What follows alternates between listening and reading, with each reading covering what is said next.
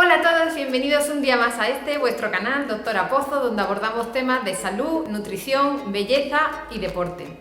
Hoy os voy a hablar sobre el dolor anterior de rodilla, síndrome femororotuliano, condropatía rotuliana, en fin, no sé qué nombre lo habrán puesto en vuestro caso, pero sé que es súper frecuente y que seguro que os preocupa mucho. Así que estad atentos, si os gusta el vídeo, pulsad me gusta, compartirlo, suscribíos al canal para no perderos ninguna de nuestras novedades y ahora estad muy atentos porque entra el vídeo.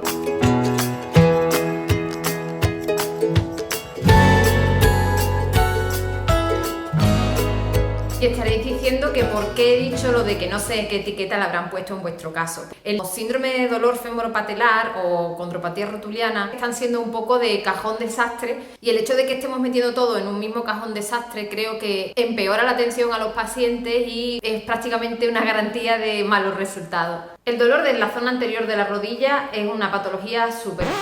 El dolor en la zona anterior de la rodilla es una causa de consulta súper frecuente, sobre todo para los traumatólogos que vemos deportistas, teniendo en cuenta que en la consulta de traumatología deportiva el dolor anterior de rodilla puede llegar a ser hasta un 30% del total de las consultas. En mi caso lo más frecuente es que lo vea en corredores, pero es también súper habitual en jugadores de fútbol, de voleibol, de baloncesto. Es hasta 10 veces más frecuente entre las chicas y muy frecuente en población joven. ¿Qué es lo típico de este cuadro? Pues que los pacientes te digan que les duele la rodilla, sobre todo cuando corren, saltan o suben y bajan escaleras, es decir, cuando echan el peso de su cuerpo sobre la pierna en concreto, teniendo la rodilla en una posición de flexión, ya sea flexión completa o una flexión parcial. Acompañando a todo esto, también los pacientes te pueden referir que tienen crepitante, es decir, que escuchan como ruiditos o que sienten como si hubiera ahí arenilla en la articulación y a veces también tienen dolor en reposo si están en una crisis muy aguda. Existen una serie de factores de riesgo para desarrollar este dolor anterior de rodilla. Tenéis que saber que los pacientes que tienen dolor anterior de rodilla, sobre todo las mujeres con dolor anterior de rodillas, que son atletas, deportistas, sabemos que tienen asociada una serie de factores de riesgo que también les hacen más sensibles para sufrir una lesión del ligamento cruzado anterior. Así que si eres una chica, eres atleta y tienes un dolor anterior de rodilla, ten cuidado con determinados deportes, sobre todo aquellos que impliquen mucho impacto, tipo fútbol, porque tienes un riesgo aumentado de sufrir una lesión del ligamento cruzado anterior. Existen una serie de factores de riesgo para tener un dolor anterior de rodilla o un dolor femoropatelar. Lo de patelar, por si alguien no lo sabe, que a lo mejor estoy yo diciendo obviedades, pero que la patela es la rótula, que es el hueso que tenemos delante de la rodilla. Lo digo porque voy a utilizar de forma indistinta femoropatelar, femororotuliano, para que lo entienda quien no esté al corriente de estos términos, que a veces damos por hecho que todo el mundo tiene que manejar el vocabulario y ese vocabulario es un vocabulario técnico que no todo el mundo tiene por qué conocer. Entonces, ahí queda eso. Hecho el inciso, continuamos. Como os decía, los factores de riesgo, pues tenemos práctica de determinados deportes, como pueden ser el atletismo, el fútbol, el baloncesto, el voleibol, porque esos saltos repetidos, las carreras, todo eso facilita que aparezca dolor femoropatelar. También depende de la superficie sobre la que entrenemos, pues no es igual cuando entrenamos sobre superficie dura que si trabajamos sobre tierra o césped. Y después hay una serie de factores anatómicos que nos hacen a nosotros mismos predispuestos a tener este tipo de lesiones. Por ejemplo, el exceso de anteversión femoral, la displasia troclear, que para que lo entendáis es una falta de labrado del canal por el cual tiene que desplazarse la rótula. Si ese canal está poco labrado, la rótula tiende más a poder hacer movimientos dubitativos y eso se traduce en dolor en la articulación. Y también tener una patela o una rótula excesivamente alta o excesivamente baja, que eso lo medimos los traumatólogos simplemente con una radiografía lateral de rodilla. También hay otros factores de tipo biomecánico, como son la presencia de hiperlasitud. Por eso os decía que es más frecuente en las mujeres que en los hombres, porque las mujeres, como sabéis, pues tienen más lasitud articular que los hombres. Y además la pérdida de control y fuerza en la musculatura en general, pero específicamente en el core, los aductores, los rotadores externos de la cadera y el vasto interno.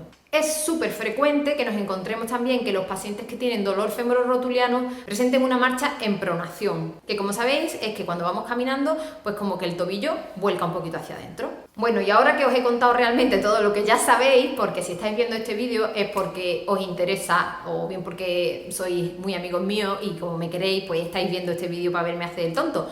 Pero si no, es porque ya tenéis todo esto que os he estado contando, sois atletas y os duele la rodilla por la parte de delante y hacéis deporte, o sois chicas y sabéis que, bueno, tenéis más probabilidades de tenerlo, pero lo más importante, lógicamente, es decir, bueno, ¿y qué hago para solucionar esto, para que me duela menos? ¿Me tengo que operar, no me tengo que operar? ¿Qué tipo de ejercicio? ¿Qué es lo que tengo que hacer? Bueno, pues os adelanto ya que sobre muchas cosas no hay mucha evidencia científica, es decir, que hay estudios tanto a favor como en contra, con lo cual lo que os voy a dar son opiniones personales y orientaciones según mi lógica y buen juicio. Y bueno, sobre otras pues sí que hay evidencia. Lo que está más claro en general es que hay un acuerdo de que el tratamiento inicial siempre debe ser un tratamiento no quirúrgico. Es decir, la cirugía está reservada para en aquellos casos en los que hay un factor anatómico tan importante que sabemos que si no corregimos ese factor anatómico no vamos a poderle dar solución a los pacientes, pero de verdad esos casos son rarísimos. Lo primero que tenemos que hacer en un deportista que debuta con un dolor femororotuliano es revisar su actividad física y su plan de entrenamiento, porque muchas veces nos vamos a encontrar que ha habido un aumento en la intensidad o en el volumen, que ha habido, por ejemplo, si son corredores han empezado a correr acumulando más desnivel, que no se están respetando los tiempos de recuperación, que sobre eso podemos hablar en otro vídeo. Tenemos que saber que primero no todo el mundo necesita el mismo tiempo de recuperación, porque eso viene genéticamente determinado y no somos genéticamente iguales. Y segundo, hay que dejar ese tiempo dependiendo también de otros factores, dieta, descanso, situación laboral, un montón de factores que pueden influir en nuestra capacidad de recuperación. Pero bueno, eso es harina de otro costal y lo podemos abordar en otro videito. Por tanto, como decía, lo primero que tenemos que hacer es revisar un poco y corregir aquellos factores que veamos que pueden estar produciendo esa sobrecarga de la articulación y que no están permitiendo que el atleta desarrolle una actividad regular. A veces incluso tenemos que restringir la actividad física.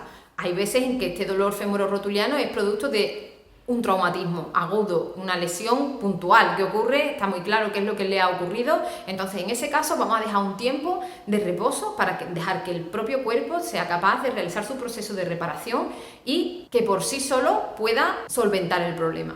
Y en otros casos vamos a modificar un poquito el entrenamiento, vamos a bajar volúmenes, vamos a bajar intensidades y vamos a trabajar también otras cosas, porque es verdad que muchos deportistas, sobre todo lógicamente aquellos con los que yo trabajo, que son deportistas amateurs, porque a mí todavía no me ha fichado ningún equipo millonario, pues vamos a suplir algunas cosas que no estábamos haciendo bien, algunas partes de entrenamiento que teníamos olvidadas, ¿vale? Sobre eso vamos a incidir un poquito a continuación. Respecto a qué tipo de ejercicio físico, que es el motivo de consulta más frecuente que yo tengo de, bueno, pero ¿y qué tengo que hacer, doctora? ¿Qué ejercicio hago? Deme usted una tabla. Bueno, lo primero que os voy a decir es que no voy a daros una tabla de ejercicio. Lo siento.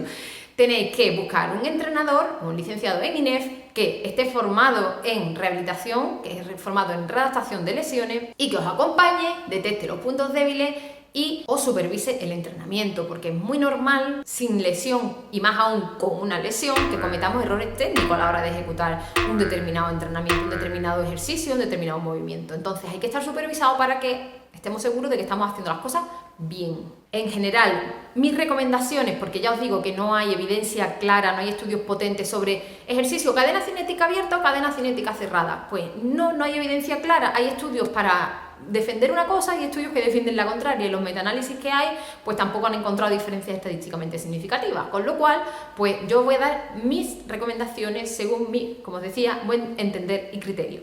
Prefiero ejercicio de cadena cinética cerrada que ejercicio de cadena cinética abierta. No significa que los prefiera, realmente me estoy expresando mal. Lo que quiero decir es que en una fase inicial vamos a empezar por lo más fácil. Y lo más fácil son los ejercicios de cadena cinética cerrada. Son más fáciles de ejecutar y hay menos probabilidades de cometer errores.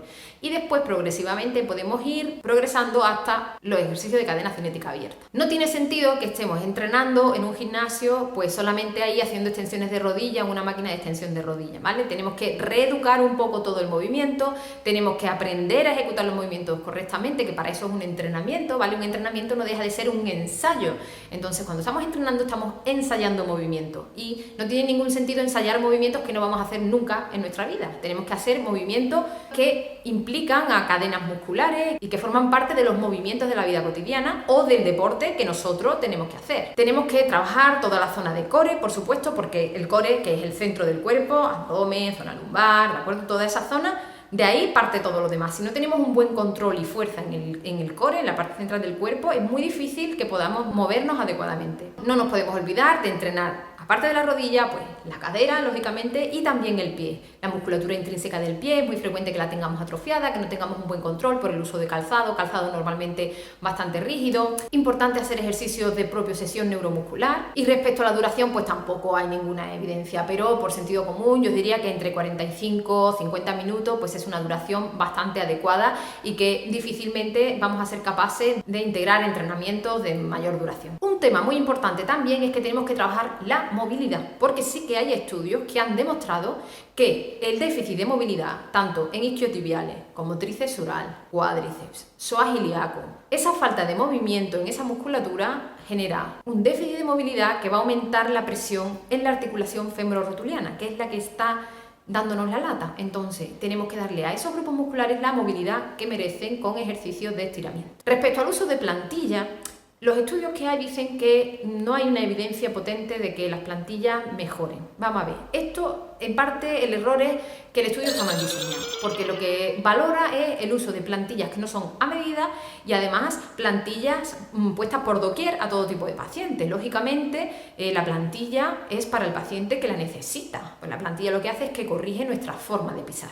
Entonces, si mi forma de pisar es correcta, ¿para qué me voy a poner una plantilla? Es absurdo. Entonces, esos estudios que no han mostrado eficacia es porque valoraban la eficacia de plantillas compradas de estas prefabricadas, de que me la pongo, sea cual sea mi pisada, y a intentar que me mejore el síndrome femororotuliano. Evidentemente no va a mejorar, va a mejorar por casualidad en aquellos pacientes que sí se adapte bien esa plantilla a su pisada y que tuvieran de hecho alguna alteración, pero si no, es que no tiene sentido. Pero yo estoy convencida de que si un paciente tiene una alteración de la pisada, eso, lógicamente los pies son nuestro cimiento, se traslada en las articulaciones superiores, sobre todo en rodillas, y que corregir esa pisada nos va a favorecer, y de hecho tengo muchísimos casos clínicos de pacientes que han mejorado después de corregirles aquel error en la pisada. Y respecto a la cirugía, pues hay muchas técnicas quirúrgicas, porque bueno, los tratados de técnicas quirúrgicas de rodilla son gordísimos y además no cesan de surgir nuevas técnicas quirúrgicas, porque esto es una patología muy frecuente y pues hay gente muy creativa, la verdad, hay gente que está permanentemente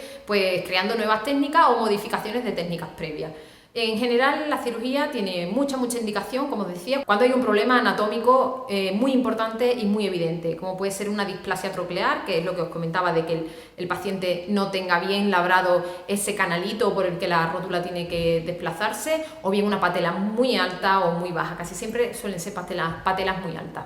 Vale, pero ¿cuándo puedo volver a hacer mi deporte? Que es la pregunta estrella de mis pacientes siempre en la consulta. Bueno, pues yo os voy a dar una serie de requisitos que hasta que no los cumpláis no podéis volver al terreno de juego o al asfalto libremente, o hacer vuestro trail libremente sin pensar en adaptación, sino simplemente para divertiros. Pues hay una serie de requisitos que tenéis que cumplir y son: el primero, que ya no exista inflamación en las rodillas; el segundo, que cuando subo y bajo escaleras ya no me duela; el tercero, que yo tenga ya un buen control y fuerza del cuádriceps. En eso vuestro entrenador os puede ayudar a valorarlo. Cuarto, que la musculatura, isquiotibiales, psoas ilíaco, tríceps oral, cuádriceps, tenga ya una flexibilidad correcta. En eso también vuestro entrenador os puede echar una mano muy importante. Quinta, que mi mecánica de la marcha ya sea correcta. Bien porque he entrenado suficientemente la musculatura intrínseca del pie, o bien porque estoy usando una plantilla que corrige mi alteración. Sexta, que tengo fuerza y buen control de mi zona central del cuerpo, del core. Y séptima, que tengo buenas sensaciones cuando entreno. Si salgo a entrenar y me vuelve a doler, está claro que no es el momento. Así que hay que volver hacia atrás y empezar de nuevo. Bueno, queridos y queridísimas mías, esto es todo por hoy. He tratado el tema muy rápidamente porque el tema es amplísimo, pero tampoco quiero profundizar en exceso sobre cuestiones técnicas que creo que no pueden ser de tanto interés para todos. Si tenéis alguna pregunta, pues dejádmelo en la caja de comentarios, podemos ampliar, y bueno, si hay algún tema en concreto sobre el que queráis que profundicemos, pues profundizaremos en ello sin ningún problema. Sin más, yo me despido y os deseo mucha salud, mucha suerte y mucha fuerza.